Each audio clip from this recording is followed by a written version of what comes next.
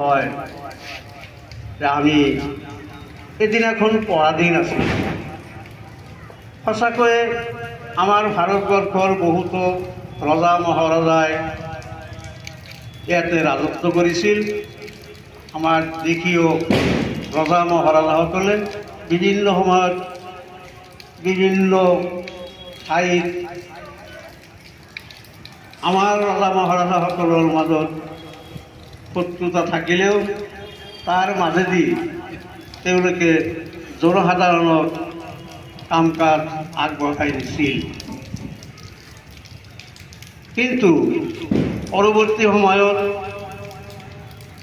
আমাৰ ভাৰতবৰ্ষখন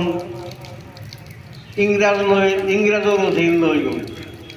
অৰ্থাৎ ইংৰাজৰ এটি কোম্পানী, ইষ্ট ইণ্ডিয়া নামৰ কোম্পানী, সেই কোম্পানী ভাৰতবৰ্ষত আহি বেপাৰ বাণিজ্য কৰিবলৈ আগবাঢ়িলে আৰু সেই কোম্পানীৰ এজন চতুৰ বিষয়া লৰ্ড ক্লাইভ নামৰ চতুৰ বিষয়াজনে আমাৰ ভাৰতবৰ্ষ শাসন কৰাৰ এটি পদ্ধতিতেও মনে মনে কল্পনা কৰি তাক ফলপ্ৰসূ কৰিবৰ কাৰণে আগবাঢ়িলে। বিভিন্ন সময়ত বিভিন্ন ধৰণে তেওঁলোকে আমাৰ মানুহৰ ওপৰত শাসনৰ ব্যৱস্থা কৰিলে আৰু সৰ্বশেষত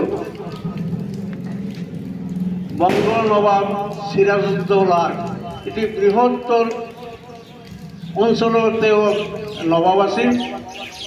বংগ বুলি ক'লে তেতিয়া উৰিষ্যা, বিহাৰ, পশ্চিমবংগ, পূৰ্ববংগ, আনকি আমাৰ অসমৰ মহানগৰ গুৱাহাটীলৈকে বিস্তৃত আছিল সেই সময়ৰ বংগদেশ। সেই বংগদেশৰ অধিকৰ্তা আছিল নবাব চিৰাজউদ্দৌলা। নবাব চিৰাজউদ্দৌলাৰ পলাচী নামৰ এখন ঠাইত যুদ্ধ হৈছিল ইংৰাজৰ লগত আৰু সেই ইংৰাজৰ যুদ্ধত আমাৰ দেশীয় নবাব চিৰাজউদ্দৌলা পৰাজিত হৈছিল। তাৰ মূল কাৰণ আছিল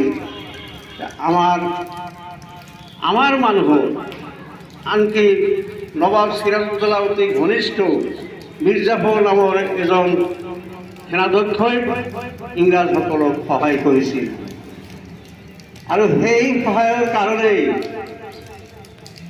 আমাৰ বংগদেশ লৰ্ড ক্লাইভে